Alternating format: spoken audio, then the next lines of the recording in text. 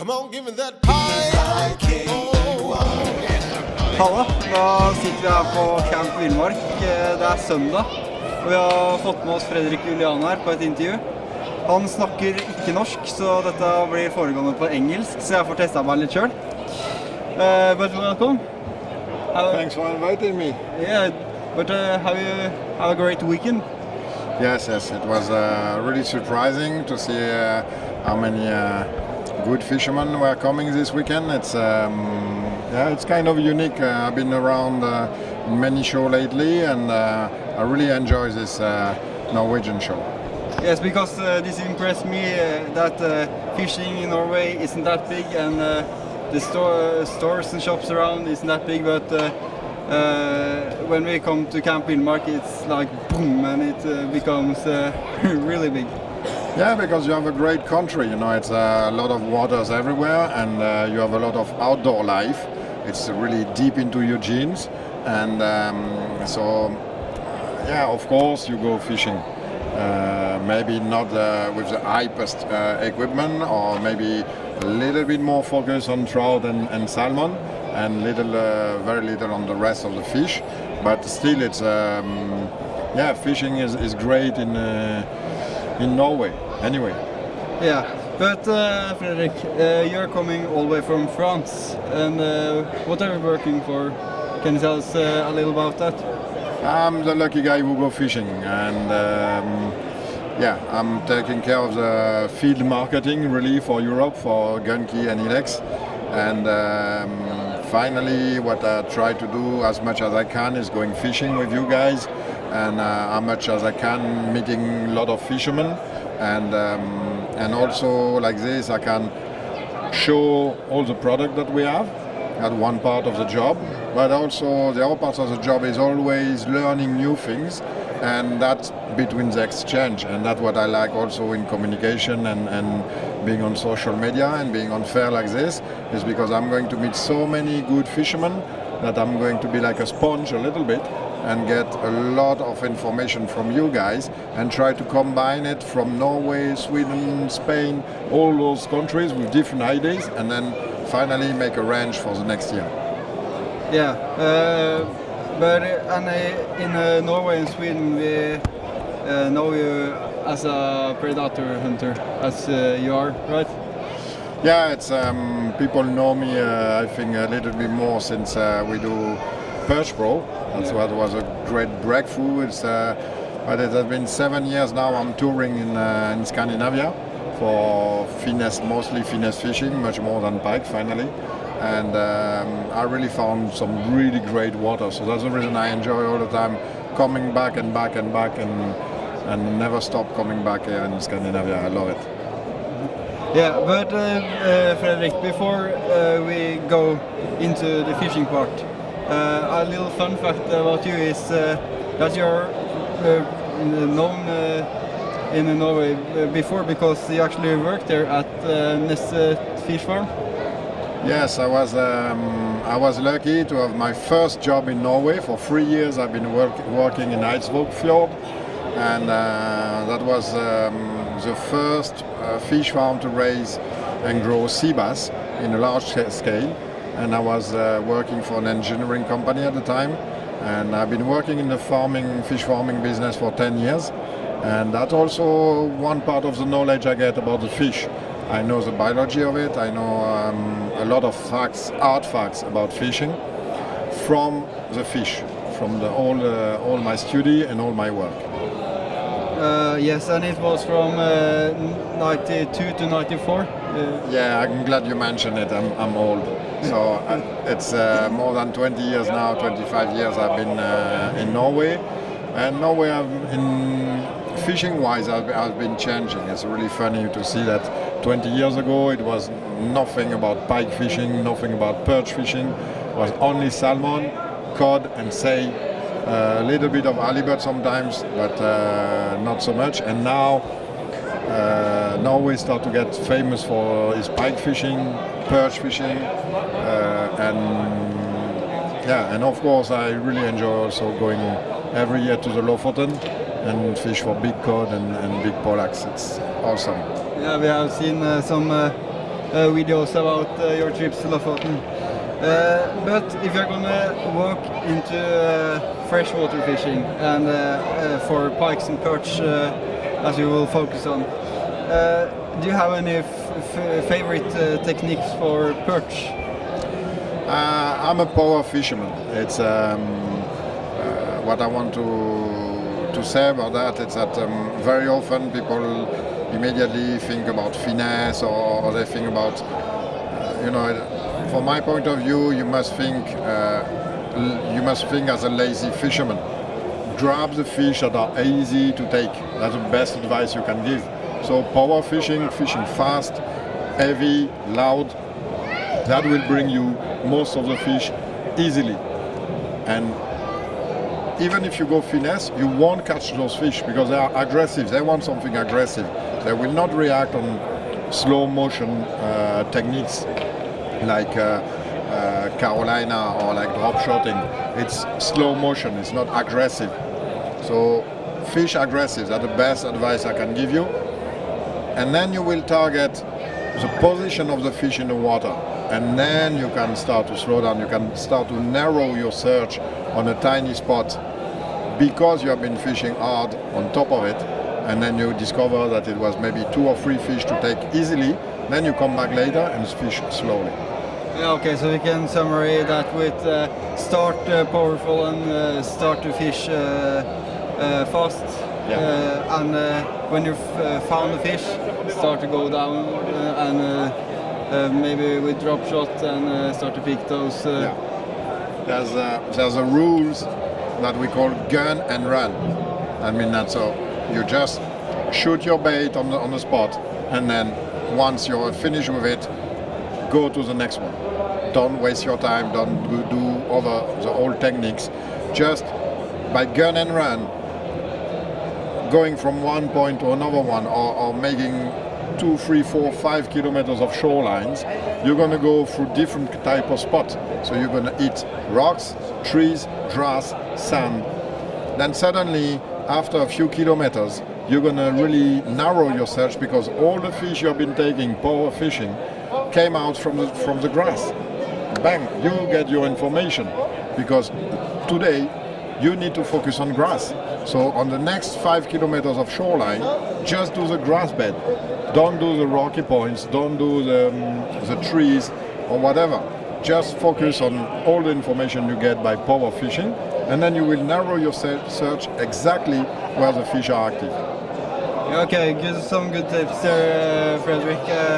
I think I'm too good to just go and try to finesse fish, but I'm going to try this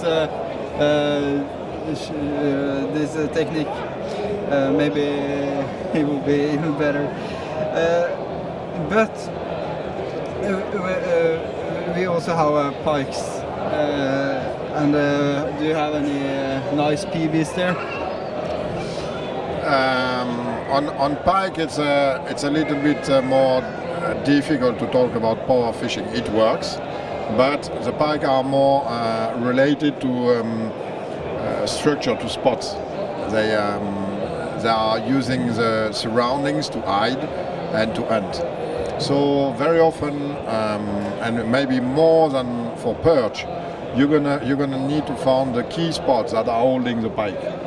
I remember one time in Denmark, we were fishing, and all the tips I get was go fish shallow, and that was, from my point of view, fishing shallow was fishing from 2 to 1 meter, and fishing from 2 to 1 meter, that was enough shallow, but in fact that meant 40 centimeters, and that because all the bait fish were in very, very shallow part and not in the 1 or 2 meter depth.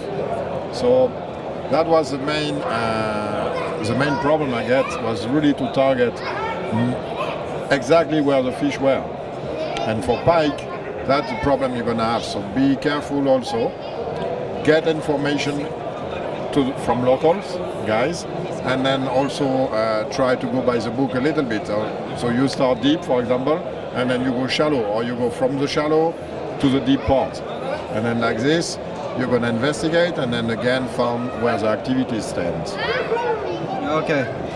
So for pikes, you're more on the location and where the fish are staying. Yeah, okay.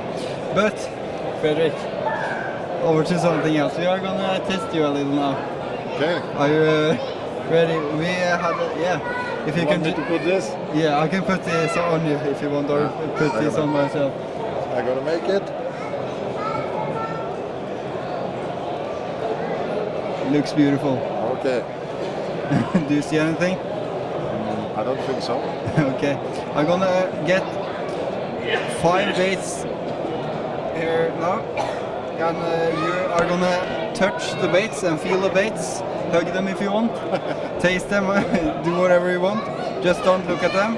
And you are gonna guess what the lure is called. Are you ready for it? Yeah. Okay, so let's start with this. This one is easy. That's a crawfish, and with the floating arms, that's the uracro, and I can feel them when I punch air. I can feel the bubble, air bubble inside. So that's uracro. Great bait. Pretty good, Frédéric. Is you ready for the next one?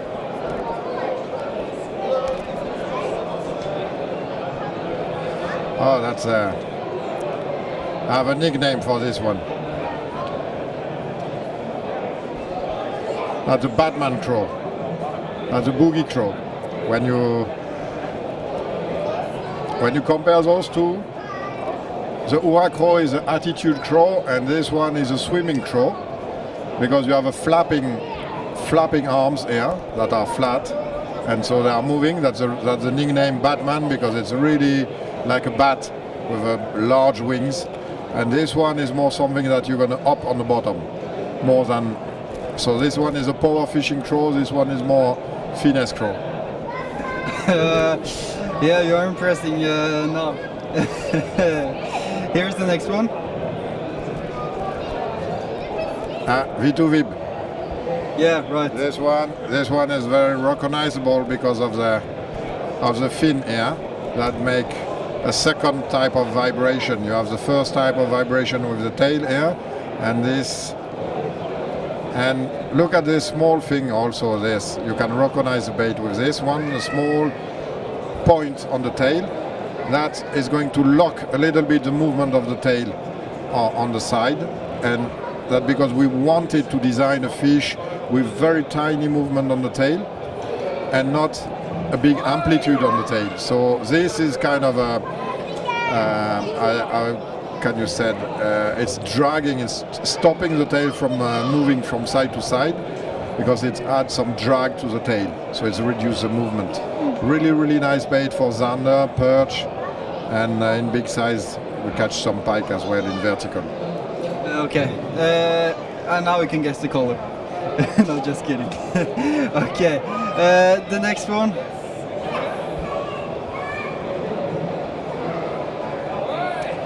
Okay, that's G-bump. Yep. And you might found that the G-bump get kind of a regular shape that is recognizable among you know. It's it look like many other bait for some people, but we put some unique features inside, and one of them is there, and that's why I recognize it. Even if you give me some concurrent bait, I will recognize it because of this flat part here. And this is helping us to present the bait all the time on the fall with the back on top and the belly on the bottom. And why I want that? Because I want always the hook to be ready for the hook set on top. If I get my hook like this, I will have a bad hook set. If I get my hook like this, I will always get a good hook set, and this is a trick to make it stable, to stabilize your fish, your bait on the fall. Okay, good. G-bump is actually one of my favorite baits, and I have my PB on it. Yeah, I have my PB in perch and a PB in pike with it. Yeah. Okay, so the last one here, Frédéric. That's... This one is a whiz. No, kiddie. Kiddie. Yes. Yeah, the kiddie, again, you could mistake with a lot of fish that look like this one, a lot of bait like this one, that are kind of cylinder, cigar shape, and with a V-tail. But in fact, we put some, so where's the belly? The belly is there. So here we put two small fin. Maybe you see them. Yeah, here. I can see them, but I don't know if the camera can see them. And the thing is, this fin, when you want a darting action on a slide jighead, for example, and you want to dart your bait, is going to help you to make your bait sliding sideways, because it's adding, it's like the foil on the wings on the planes. You know, it's adding surface to your bait, so your bait is going to slide on the water much more because of this. Okay, nice.